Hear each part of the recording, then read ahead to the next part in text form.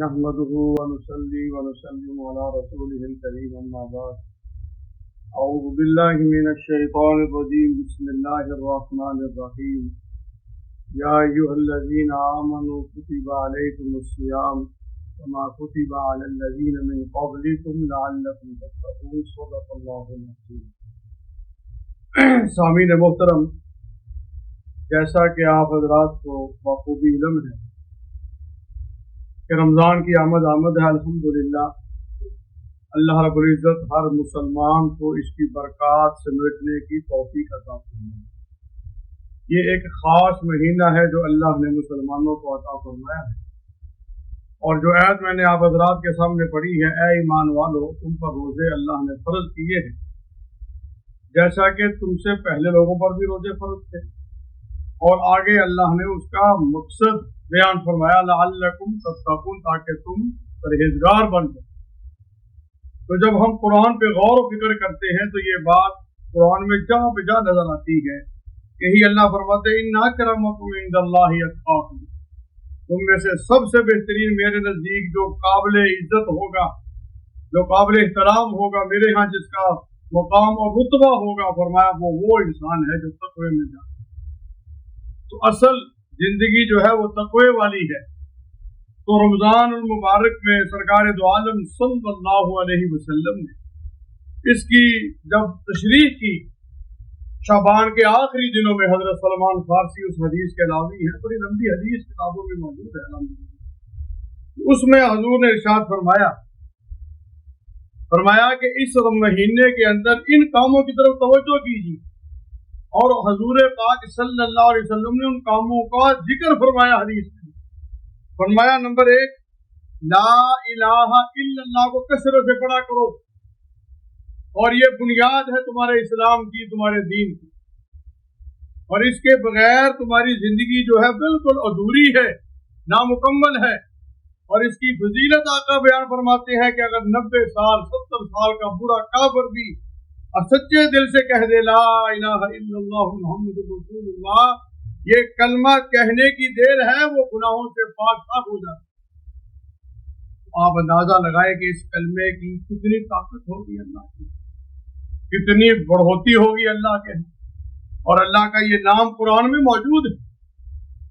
سورۃ محمد کے اندر پارہ نمبر 26، فَاعْلَمْ أَنَّهُ لَا إِلَٰهَ إِلَّا اللَّهُ وَاسْتَغْفِرْ لِذَنبِكَ. اللہ یہاں فرما رہے ہیں لا الہ الا اللہ، جان لو کہ یہ دنیا کا اصل ہے. تو اسی کو پڑھنے کا اللہ کے نبی نے اس مہینے میں حکم دیا. اور دوسری بات فرمایا اللہ سے مغفرت مانگتے رہو. اما عائشہ صدیقہ رضی اللہ تعالیٰ عنہ فرمانے لگی کہ یا رسول اللہ، اگر مجھے یہ مہینہ مل جائے تو میں پھر اس مہینے میں کون سی دعا مانگوں؟ تو حضور پاک صلی اللہ علیہ وسلم نے یہ نہیں فرمایا کہ تم نے یہ کہنا میں نے اتنی تراویح پڑھی ہے، میں نے اتنی نمازیں پڑھی، میں نے روزہ رکھا. نہ، الفاظ نبوت پر غور فرمائے جو نبوت کی پاک زبان سے جاری ہوئے. فرمایا اللہم انکا عفو تحب العفو فاعف عنا. اے اللہ آپ معافی کو پسند کرتے ہیں، آپ معاف کرتے ہیں، مجھے بھی معاف کر دیجیے. مختصر سی بات کہ اللہ آپ معافی کو پسند کرتے ہیں، معاف کر دیجیے. تو پہلا کام اس رمضان کے مہینے میں جو کرنا ہے سامعین، وہ ہے لا الہ الا اللہ. جتنا پڑھ سکتے ہیں، صبح دوپہر شام، جب بھی آپ کو یاد آ جائے تسبیح آپ کے ہاتھ میں ہونی چاہیے. حضرت جنید بغدادی رحمہ اللہ فرمایا کرتے تھے اس تسبیح کو تو ہم جنت میں نہیں چھوڑیں گے، اس تسبیح کے ذریعے تو جنت تک پہنچے ہم. تو یہ تو آلہ ہے یاد دہانی کا انشاء، اس کے ذریعے تو ذکر یاد آ جاتا ہے. تو پہلا کام لا الہ الا. دوسرا اللہ کے نبی نے فرمایا اللہ سے مانگنا ہے، مغفرت کا. اور تیسرا جنت کا سوال اللہ سے کرنا ہے. اور چوتھا کام اس مہینے میں جو سرکار دو عالم صلی اللہ علیہ وسلم نے زور دیا، فرمایا کہ چوتھا کام یہ ہے کہ دوزخ سے پناہ مانگو. اللہ سے معافی بھی مانگنی ہے، دوزخ سے پناہ بھی مانگنی ہے. تو یہ اصل ہے اس کلمے کا، اس دین کا. حضرت ام ہانی رضی اللہ تعالیٰ عنہ جو حضرت علی کی بہن ہے، وہ کیا فرماتی ہیں کہ لا الہ الا اللہ کہنے کی دیر ہے، یہ سچے دل سے پڑھ لو، اس کی برکت یہ ہوگی اللہ تم سے دنیا میں گناہ چھڑوا کر توبہ کروا کر تمہیں اللہ جنت میں لے کے جائے گا۔ اتنی اہمیت کا حامل ہے یہ کلمہ۔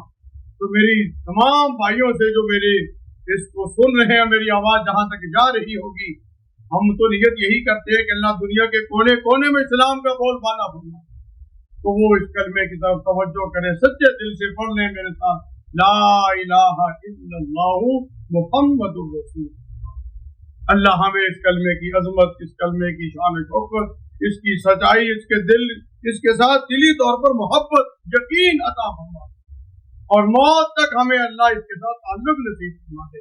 وآخر دعوانا ان الحمد